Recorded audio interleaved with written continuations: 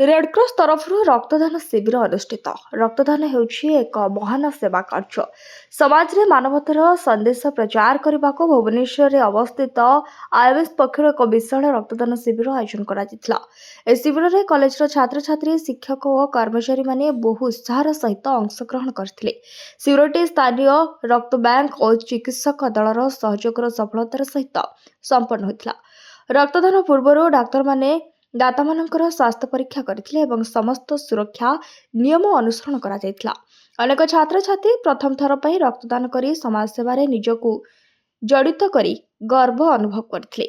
ରକ୍ତଦାନ କରିବା ଦ୍ୱାରା କେବଳ ଏକ ଅଜଣା ବ୍ୟକ୍ତିଙ୍କ ଜୀବନ ବଞ୍ଚିଯାଏ ତାହା ନୁହେଁ, ବରଂ ଦାତାଙ୍କ ମନରେ ଅପାର ସନ୍ତୋଷ ଓ ମାନସିକ ଶାନ୍ତି ମଧ୍ୟ ମିଳେ।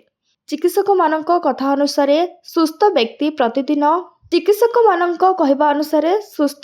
ପ୍ରତି 3 ମାସରେ ଏକ ଥର ସୁରକ୍ଷିତ ଭାବରେ ରକ୍ତଦାନ କରିପାରିବେ। ରକ୍ତଦାନ କରିଲେ ଶରୀରରେ କୌଣସି କ୍ଷତି ହୁଏ ନାହିଁ, ବରଂ ନୂତନ ରକ୍ତକଣିକା ଗଠନରେ ସହାୟକ ହୁଏ। ମୋ ନାଁ ହେଉଛି ଡକ୍ଟର ସ୍ନିଗ୍ଧାମୟୀ ଚୌଧୁରୀ। ମୁଁ ଆଇଏମ୍ଏସ୍ ଅନୁଷ୍ଠାନରେ associate professor in the HR ଏରିଆରେ କାମ କରୁଛି। ଦେଖନ୍ତୁ ଆଜ୍ଞା, ରକ୍ତ ଗୋଟେ ଏମିତିଆ ଜିନିଷ ଯେଉଁଟା ଆମେ କୌଣସି ଫ୍ୟାକ୍ଟ୍ରିରେ ମ୍ୟାନୁଫ୍ୟାକ୍ଚର କରିପାରିବା ନାହିଁ। ଏଇ ରକ୍ତ ଆମେ ପାଇବା ଗୋଟେ ସବଳ ଶରୀର ମାଧ୍ୟମରୁ ହିଁ। ତ ଏଇଠାରେ ମୁଁ ଏଇ ବାର୍ତ୍ତାଟା କହିବି କି ଆଇଏମ୍ଏସ୍ର ଏଇ ଯେଉଁ ପ୍ରୟାସ ଆମ ସୋସାଇଟିକୁ ଆମେ କିଛି ହେଲ୍ପ କରିବା, ସେଇ ପ୍ରୟାସ ମାଧ୍ୟମରେ ଗୋଟେ ଆମେ ରକ୍ତଦାନ ଶିବିର କରୁଛୁ। ତ ଏଇ ରକ୍ତଦାନ ଶିବିରରେ ଏହା ଆମର ଗୋଟେ ଲକ୍ଷ୍ୟ କି ଯେକୌଣସି ଲୋକ ଯେଉଁମାନେ ଆଜିକାଲି ଆପଣ ଦେଖନ୍ତୁ ଏତେ ଆକ୍ସିଡେଣ୍ଟ ହେଉଛି, ଲୋକମାନେ ରକ୍ତହୀନତାର ଶିକାର ହେଉଛନ୍ତି। ତ କେଉଁଠି ନା କେଉଁଠି ଏ ବ୍ଲଡ଼ ଆଉ ରକ୍ତର ଅତି ଜରୁରୀ।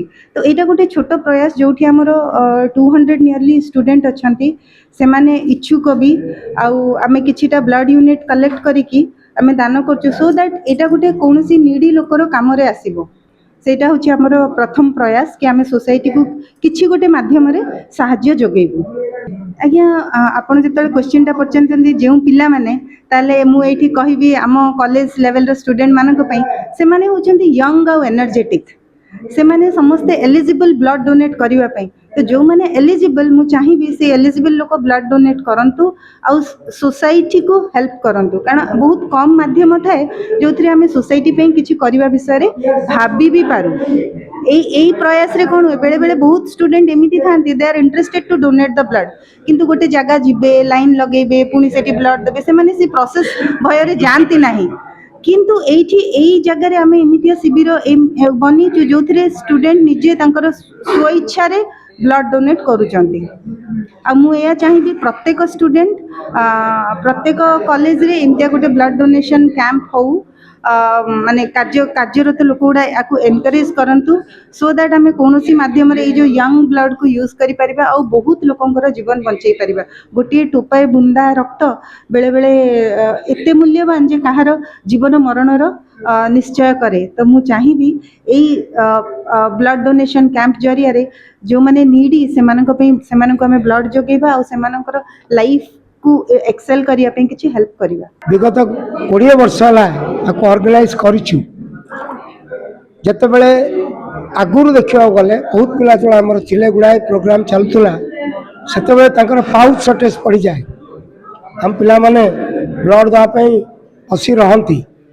एवर्ष बहुत पिला से ना दे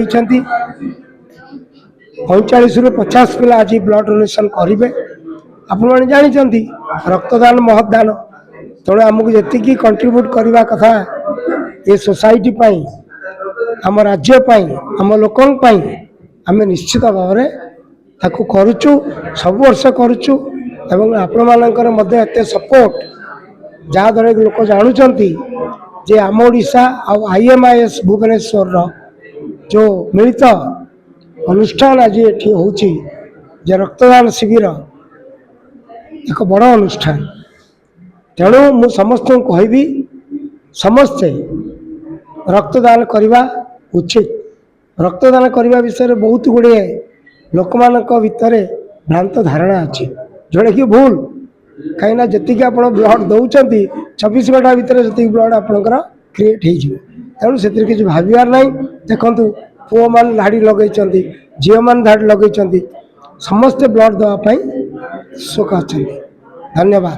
ଆପଣଙ୍କ ମାଧ୍ୟମରେ କ'ଣ ବାର୍ତ୍ତା ଦେବି? ଆପଣ ତ ସବୁବେଳେ ବାର୍ତ୍ତା ଦେଉଛନ୍ତି, ଭଲ କାମ କରୁଛନ୍ତି।